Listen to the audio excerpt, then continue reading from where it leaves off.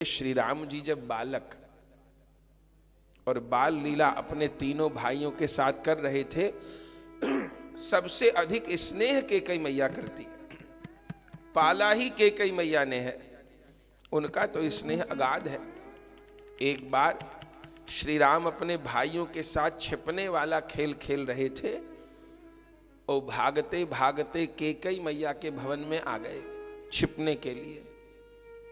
कैकेयी मैया उस समय केश काट रही थी, श्रृंगार कर रही थी अपना। उसी समय छिप करके श्री राम आए और पीछे से आके मैया की दोनों आंखों पर हाथ धर लिया, जैसे बालक लोग करते हैं। इसका संकेत है कि बताओ मैं कौन हूं। कैकेयी मैया जो श्री राम की आहट को पहचानती हैं, श्री राम के स्पर्श को पहचानती हैं, आज जाने क्या हुआ, आज बता ही नहीं पाई। अब प्रभु को जिससे जो कराना है वो करा ही लेंगे।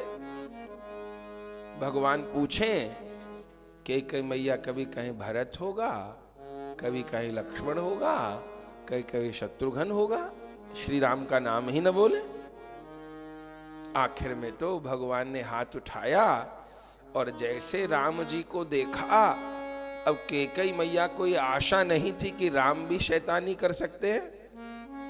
उन्होंने गोद में बिठा लिया लाला को। अरे मेरा लाला भी शैतानी कर सकता है, ये तो मुझे आशा ही नहीं थी।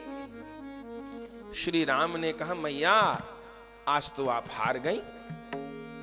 बोले हाँ मैं हार गई, और मैं तो तुमसे सदैव हारी हूं। माँ बाप से हार के भी माँ बाप अपने पुत्र से हार के भी प्रसन्न होते हैं, तो मैं सदा हारी हूं। भगवान ने कहा तो आज आपको मुझे कुछ देना होगा। कैकेयी मैया ने कहा मैं बलिहारी, मैं तो तरसती थी कि राम कभी कुछ मांगे, न वो कभी भोजन के लिए मांगते हैं, न पहनने के लिए मांगते हैं। जो खिला दो सो खा लिया, जो पहना दो तो सो पहन लिया। बताओ मेरे राम को क्या चाहिए। उस समय है तो ये बात बाल लीला की। श्री राम ने कैकेयी मैया को कहा था मुझे आपसे वचन चाहिए। क्या वचन चाहिए? बस ये तो बाद में बताऊंगा, पहले आप मुझे प्रण करिए कि जो मांगूंगा वो दोगी। अरे बता तो सही लाला क्या चाहिए, मैं दूंगी। राम जी ने कहा सोच लो मां, उस वचन को देने पर आपको सारे जगत की निंदा सहनी पड़ेगी। कैकेयी मैया ने कहा सारा जगत निंदा करेगा, कोई बात नहीं, तुमको सुख होगा उससे। हाँ मुझे तो सुख होगा, मेरा तो अवतार का प्रयोजन ही तब सिद्ध होगा। तो यदि तुम्हारा कोई काम बनता है तो मैं सुन लूंगी सबकी। कहो क्या चाहिए।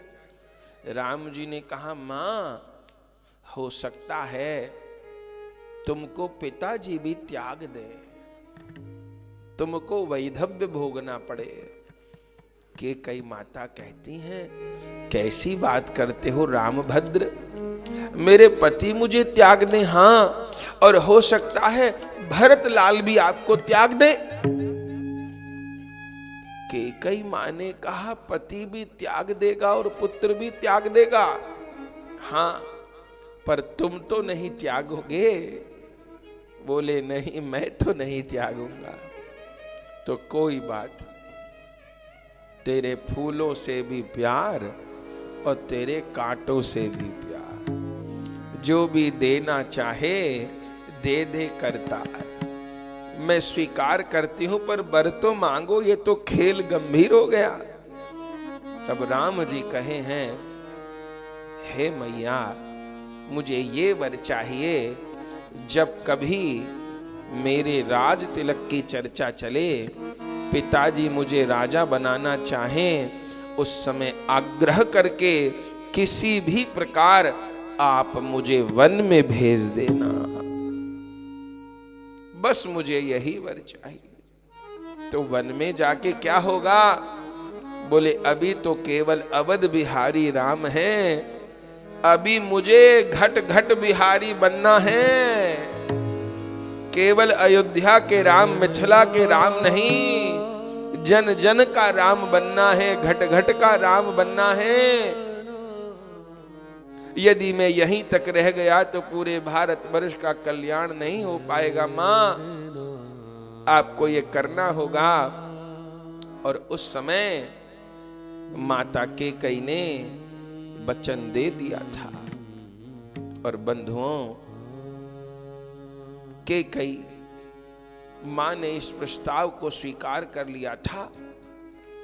एक ये भी कथा है, ये अंतर कथा है।